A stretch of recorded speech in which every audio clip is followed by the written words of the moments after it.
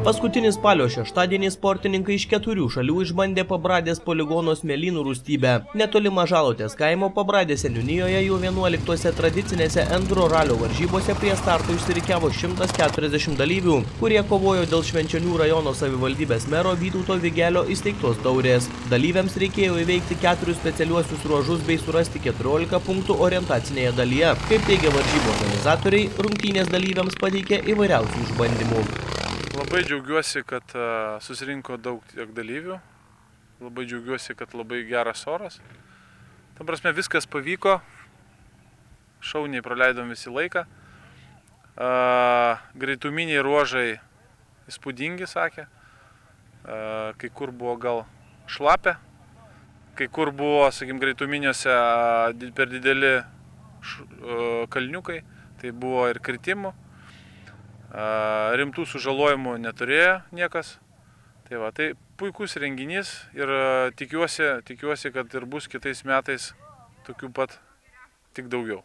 Varžybose dalyvavo 4 klasės ir labai džiaugiuosi, kad vienoje klasėje dalyvavo viena moteris. Tai reiškia, tikrai traukia šitos varžybos žmonės. Reiškia, tai buvo 4 klasės, 2 keturračių ir 2 motociklų. Tai motociklai yra sunkieji, soft ir lengvieji hard. Jiems skiriasi maršrutas, skiriasi greituminiai ruožai. Ir 2 keturračių klasės, tai yra sportukai, vieno tilto varomi ir 2 4x4. Tai va šitai klasiai 4x4 buvo specialūs punktai, kur labai daug purvo. O, reiškia, dar nepaminėjau, motociklų hard klasiai buvo toks smėlėti šlaitai su kliūtimis. Tai, ta prasme, buvo nemažai kliūčių sugalvota taip, kad jie atsiskleistų, kur vyktų konkurencija, kur jie išsiaiškintų, kas yra greitesnis. Tai va, tai tikiuosi, kad viskas gerai. Dalyviai su kiekvienais metais vis stiprėja. Aš va dar paminėsiu, kad tai yra varžybos orientuotas į masę. Į mases, tai yra daugiau entuziastai. Sportininkų čia mes nedaug turime. Tikrų sportininkų, kurie gyvena tik tai tuom, jie važiuoja daugiau krosą. Tai va, tai ta didelė bendruomenė atvažiuoja kartą, 2 kartus metuose ir sėkmingai praleidžia laiką. Tikrai aktyviai, puikiai. Tai va, taip vystosi enduro kryptis ir ką gamta mums padovanoja. Aišku, mes jos stengiamės nežaloti, tai yra, reiškia, visos kliūtis yra ten, kur yra leidžiama. Tai va, taip juos ribodami, surandam jiem vieną kitą įdomesnę vietą. Patys kai kurią vietą dar pakoreguojame, ar kokių rąstų paguldom, ar, tai sakykime, kažkiek tai ten vandens prileidžiam. Taip, kad sakau, kad nebūtų jiem taip lengva važiuoti.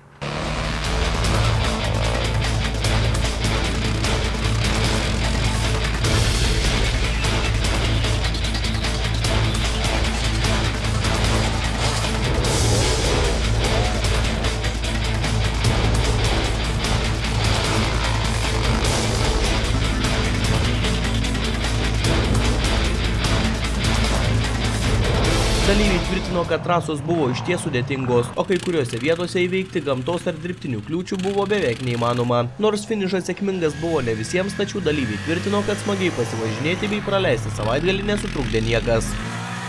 Pravažiavom, viskas gerai. Čia orientacinė dalis. Greituminis. Pirmas smėlynas, viskas gerai. Bangos, techniškumas, tvarkoj, pavojinga, bet įmanoma, važiuoja. Antras grioviai, nežinau, kam, gal įžvalga, ta prasme, pamatysi tu jį ar nepamatysi, įkrisi tu jį ar neįkrisi. Vairų, manau, ne vienas, ne 2 sulankstyta, šonkauliai daug kam irgi skauda. Tai va, tai taip, trumpai. Šiaip ką, šįkart sveiki, gyvi, viskas gerai. Kaip sekėsi, kaip įspūdžiai? Gerai. Kodėl su tokiom ypatingom ovacijom jūs pasitinkat, draugai? Pažiūrėk, su kuo važiavo, kas finišavo. CF Moto finišavo. Pradėjo ir baigė.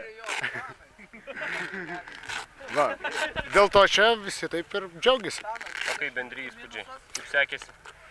Viskas gerai. Traukiam, kitiem padėjom. Buvo smagu. Iš tikrųjų, buvo smagu. Ne per sausą? Sakė, šiek tiek vandens trūko, balų. Nu, aš plaukiau, tai man užtenka. Biški plaukiam upeliu, bet nieko, gerai. Dabar už tai nekaršta. A taip tai geras. Pakatuška gera. Smagiai. Jo, būtent. Šnekant apie pakatuškę, tai iš esmės apskritai šnekant apie varžybos, viskas buvo gerai. Varžybos organizuotas gerai, galbūt keletą dalykų trūko. Alaus pakeliui nebuvo. Greitumynės aš būtent galvoju, kad trūko keletą dalykų, tai nukreipiamųjų juostų, nes buvo keletą pavojingų tokių manevrų. Šnekant apie apskritai visą organizaciją, tai viskas buvo tvarkoj, teisėjai atliko puikiai savo darbą. Lygiai taip pat ir dalyviai, manau, visi yra laimingi ir patenkinti. Mes irgi štai pradėjom, baigiam, vadinasi viskas gerai. Varžybose dalyvavo ir viena dama. Mergina vyrų kompanijai nenusileido, tačiau komandinėje įskaitoje motociklininkė pavedė kompanionas. Dalyvė teigia, kad užduotis buvo nelengvos, tačiau pirmą kartą važiuojant finišuoti aukštas pasiekimas. Kas paskatino, tai man visada patiko enduro motociklai, ypač krosiniai motociklai, bet kažkaip norėjusi daugiau prie gamtos važinėti gamtoje, tai pasirinkau enduro motociklą. Pradėjau važinėti ir tada sutikau tokį stebukladarį vardu Paulius, kuris išmokė tai daryti, tai dabar vat ir važiuoju. O kaip sekėsi šiandien važiuoti? Šiandien sekėsi ne visai gerai, ne visai taip kaip norėtųsi, pavedė truputį komandos draugas, bet kaip pirmam kartui aš galvočiau, kad gera kaip pradžia yra kažkokia. Pabaigiau visą trasą, bet jau kaip nevaržybiniam formate, jau tik taip dėl savęs.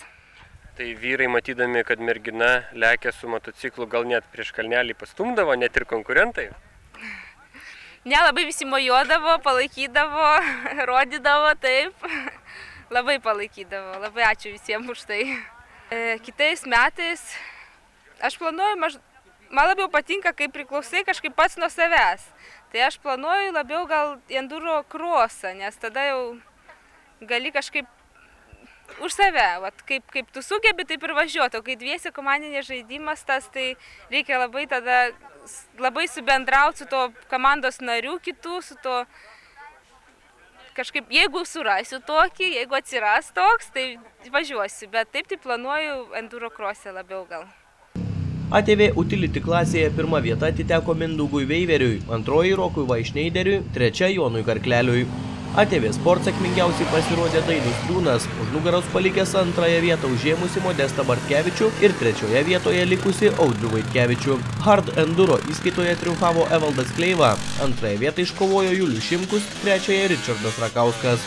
Enduro Soft įskaitoje aukščiausią apdovanojimą iškovojo Aurimas Venskus, sidabras atiteko Pauliui Rudžiui, trečioji vieta Mindaugui Gulbenskui. Kaip teigia organizatoriai, sėkmingai uždarytų sezonų darbai nesibaigia, mat jau dabar kurpiami planai kitiems metams.